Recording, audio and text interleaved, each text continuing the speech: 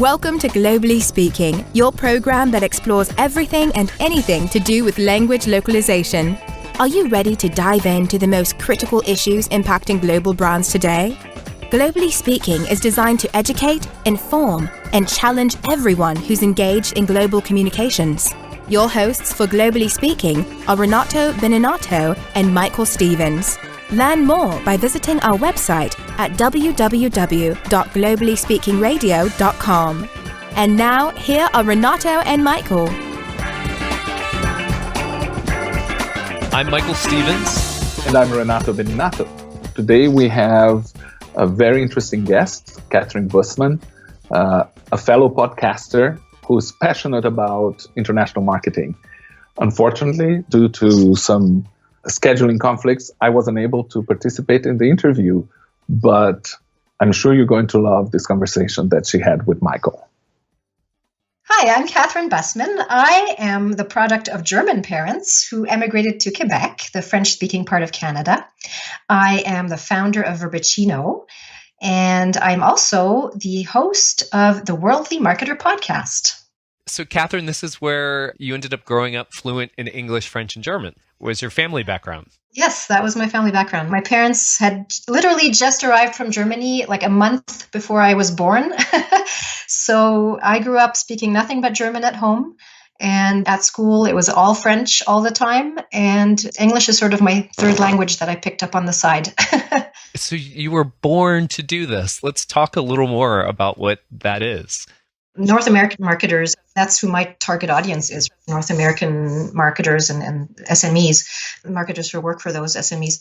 There's just such a world of possibilities out there that they're just not even looking at yet. But that's how it feels to me anyway. And that's kind of my motivation in starting the podcast and founding my business. So like that's the whole mission statement of Verbicino, right? Is to help North American businesses, especially SMEs, start to think outside the English-speaking box a little bit and look at how big their customer base really could be if they could start thinking a little bit more internationally and globally. There's no reason not to, with all the digital channels that they have at their disposal now. And it's sort of unprecedented times, right? In that sense, they have opportunities open to them that no smaller businesses have ever really had available to them before. So it's a great time to explore that stuff. Right. And I agree with you, but why would you say it's unprecedented? Well, it is. It's an unprecedented time. For SMEs, there are possibilities available now that were never available before. And thanks to, the internet and thanks to e-commerce and thanks to social media, you can make your presence known far beyond your domestic borders now. And it's just a matter of figuring out how to reach out to international customers, how to connect with them, how to communicate with them in their native language, because that's kind of an important aspect of it. You would like to think perhaps that most of the world can at least understand English as a second language, but that's just not the case. And so why limit yourself? Why put limits on the size of your business, on the potential growth of your business, when you could be investing in something like translation and localization? And it is an investment upfront, no doubt about it. But the benefits are incalculable in a way. You can reach out to people that small businesses and medium-sized businesses never reached out to before across the world. And what you're trying to do is you're trying to find customers who are perhaps in many ways much like your domestic customers, who are looking for the same type of service or product.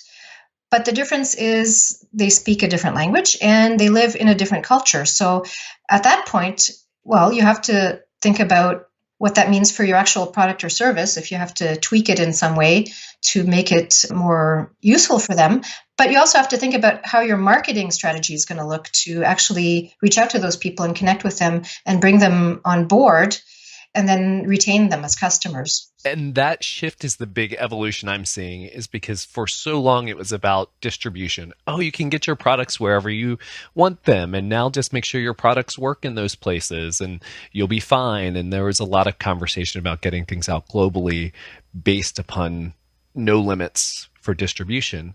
Now marketers are coming to it and going, wait a second. It's not just about distribution. It's about messaging. It's about how we present ourselves.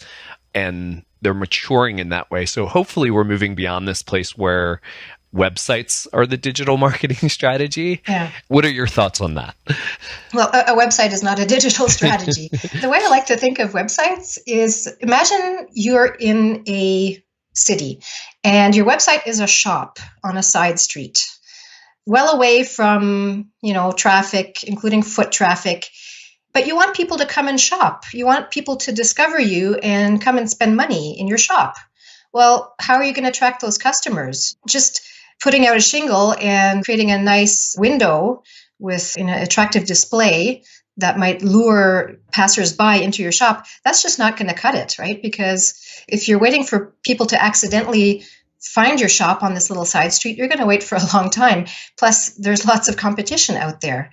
So what you need to do is you need to continue with this metaphor, to get out into the public spaces of this city, whether it's the marketplace, in a more European context, or whether it's the local public square, the local shopping mall, perhaps, wherever people congregate, the parks, where people go for leisure and to hang out with their friends and their family and relax. And maybe also where people congregate in a more professional context. But you have to go where the people are. You can't wait for them to find you. You have to go out to them, and then you have to start socializing. And that's where social media comes into it.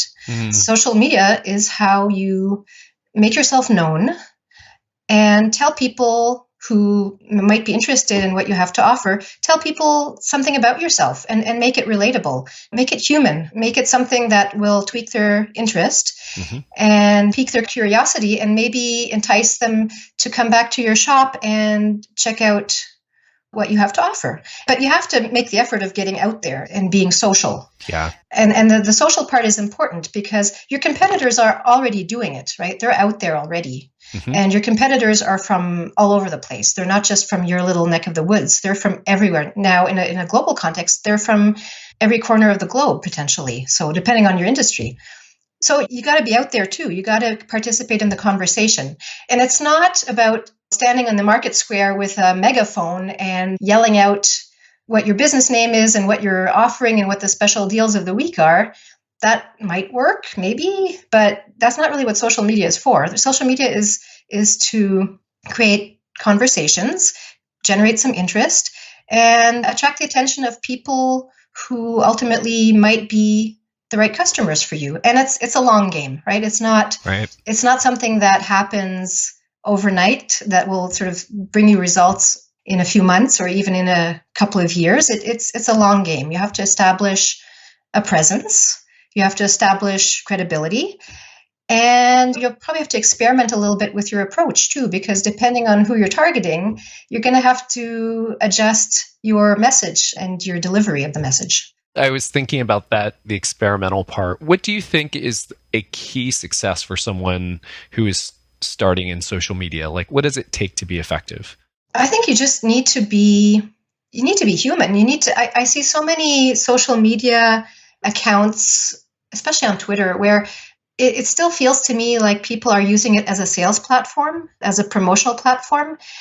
And that's not really the point of it. The point of it is to give people the opportunity to get to know you and to figure out what you stand for, to show that you're approachable, right? That you're willing and able and eager to have a conversation with potential customers, and that you're not there to sell. You're there to listen also. You're there to listen to what people need, to what people are saying, to the problems that they're having, the issues that they're having, what's going on with them that you could potentially help them with. Yeah. And then internalize that and then go back and rethink what your offer is, what your product or your service is. Exactly. Knowing yourself, knowing your service, knowing your offering, and then being able to listen and engage in conversation, see if it's a right fit, develop that relationship, reevaluate. That tends to be sort of the experimenting and the trying and the feeling out. And sometimes there's less of that. Sometimes there's more for people to help them refine social media strategy. Do you see limitations? Every major brand seems to have a strong social media presence in that. But is this applicable to small and medium businesses? Is it applicable to the translator who may be listening to our podcast, who is trying to get themselves out there and known? Oh, absolutely. I mean, it applies to businesses of any size and freelancers and small businesses, medium-sized businesses, big businesses. It doesn't matter. I mean, or if you're like a solopreneur, social media has pretty much leveled the playing field in many ways. I mean, there's still aspects of it that if you have a larger budget, you're going to be at an advantage because Facebook, for instance, it's more and more, it's a sort of a pay to play kind of thing. So you can't, there's limits as to how much you can achieve if you have no budget. But there's a lot you can do with a very small budget. And it's really just a matter of paying attention to what's already out there, what seems to be working for people, what is getting good responses and what is getting negative responses, and then figure out how to position yourself. Figure out what your UPI, your unique selling proposition is. And it doesn't matter what size of business you have. I mean, you have to find your unique selling proposition, and you have to know how you can position yourself in relationship to your competitors. But at the same time, for me personally, I also like to keep an eye on my competitors in quotes, but I don't really think of them as competitors because I like to see what's happening in my industry. I think it's really important. That's another thing that social media is great for, is just keeping in touch with what's going on in the industry that you're in and figuring out who you could potentially collaborate with. Who are your potential colleagues out there that you have yet to connect with and who maybe would be really exciting to work with. Right. The network is much stronger than the individual. And that's one of, I believe, the basic premises of the connected world we're in. And the more like-minded people in that idea. But before we get into collaborations and those things, who are some of the people you're looking to that inspire, whether it be through social media or through other digital channels, you're thinking, who should people be watching? Well, I mean, I'll answer that question from a marketer's point of view. Some of my very, very favorite thought leaders in the marketing world, and they happen to all be based in North America, in the United States to be more specific, but I think a lot of what they have to say is applicable for global marketing also. Mm-hmm. I'm a huge fan of Mark Schaefer. Mark Schaefer is the author of, several books, but his latest one is called The Content Code. And he talks a lot about how we're all kind of completely deluged now with content. I mean, content is drowning us. We're so flooded with content that there's more content out there than we can possibly consume. So to just keep creating content for the sake of creating content as a business is probably not the strategy to take anymore. There was a time when you could differentiate yourself just by the sheer amount of content you put out there, but now less is more in some ways, and quality is becoming important as well because there's a lot of mediocre content out there that's just not differentiating people and services from each other. So it's all about dealing with this content shock that we're all suffering from and finding other ways to get people's attention, because that's what marketers really are in the business of. They're in the business of capturing people's attention. Mm-hmm. And attention spans are getting shorter and people have more and more things distracting them. So that is the challenge. So I would recommend anything by Mark Schaefer. Mm-hmm. Another really interesting person to follow is Jay Baer. Jay Baer wrote a book recently called Hug Your Haters. Hug Your Haters is, I think, a very important book because it talks about how, especially now in the age of social media, any business sooner or later is bound to get so-called haters. And how you deal with those haters is actually going to be pretty crucial in the long-term success of your business. I mean, I'll leave it to people to go check out his book, Hug Your Haters, and see what he has to say about that. But you can sort of tell from the title that the solution is not to downplay any kind of negative comments you might be getting on social media streams or that type of thing. You need to really acknowledge it. Yeah. And deal with it in a way that shows that you're paying attention, you're listening, and you are being reasonable about people's comments. Yeah, it's playing on that philosophy that the opposite of love is not hate, but it's apathy. Yeah. Right? Yeah. So if there's some engagement, that means there's hope for life in that. So that's interesting. I haven't read that one yet, but I'll have to check that one out for sure. And then last but not least, Seth Godin. I mean, anyone in the marketing field would know about Seth Godin, and he is sort of a guru, I would say, for many marketers. I mean, the word guru is used very loosely by many people in many situations, but I think Seth Godin, he's appropriately a guru. he's the real thing. So Yeah. if you want to go back and find out where the modern, I guess the today's approach to marketing comes from, the inbound marketing idea, the idea that people follow the tribe, they find the tribe that they feel they belong to, and they follow brands for reasons that go far beyond the actual product or service. They want to be part of something. They want to be recognized as being human beings and not just consumers. And the idea that you have to relate to your potential customers as a human, from one human to the other human. And it's not something that brands should take lightly, because in a world where customers can easily comparison shop and are very knowledgeable about what's going on in the world, in the fields that they're interested in, and in the industries that they're interested in, people can do a lot of their own research now online before they even start to do serious shopping, right? So you need to treat your potential customers as human beings. Talk to them, put a face to your brand. Don't just talk to them through a logo, right? Just make it human, make it relatable, and build a tribe around you. And build a tribe of brand ambassadors is what you're kind of ideally hoping to achieve, where the people who have discovered you and have bought into your product or service and are very enthusiastic about it will actually basically do your marketing for you in many ways, through word of mouth, except word of mouth nowadays is all on social media.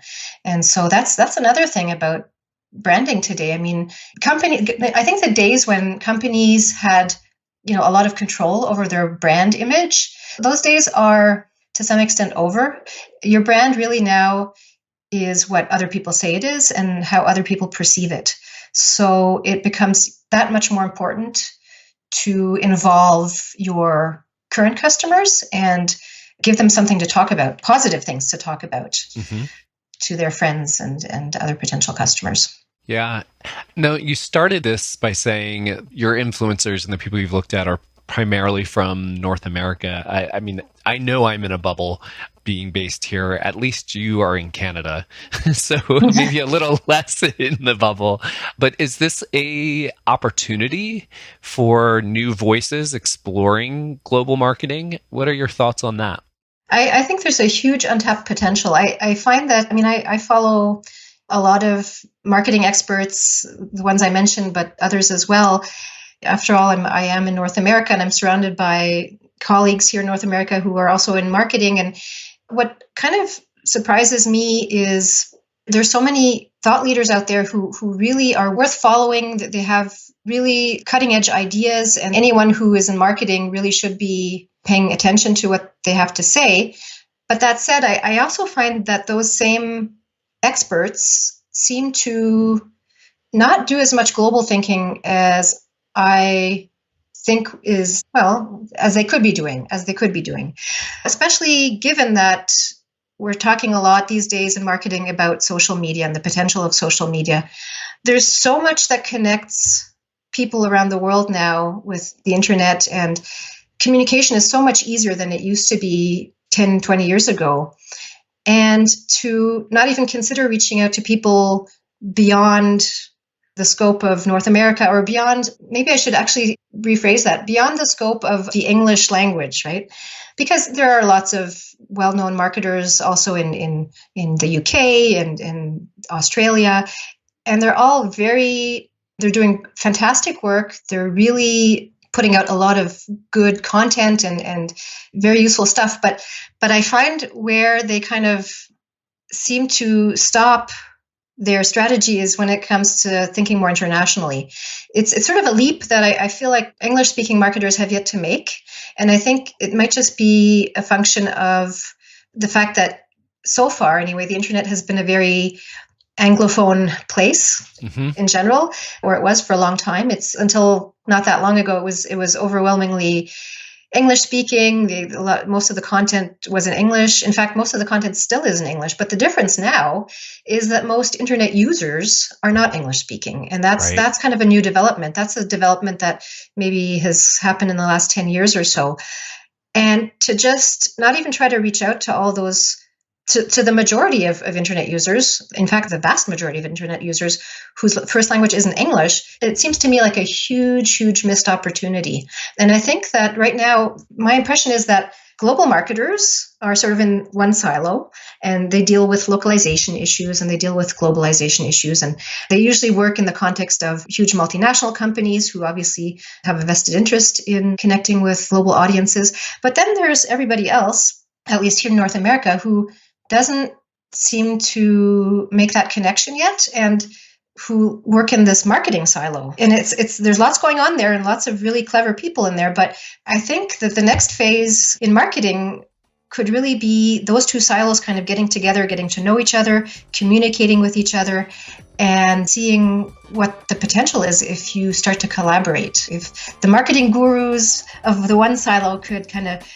go see what the people in the global marketing silo are doing and vice versa, and just join forces and see what's possible. I think the potential there is absolutely incredible. You're definitely inspiring in getting your message out there around this, which I think is great, through a number of different channels. You're practicing what you preach by having a podcast as well. Cool. This was great. I think we have great content here. This podcast was produced by Burns 360. You can subscribe to Globally Speaking on iTunes or wherever you get your podcasts. See you next time.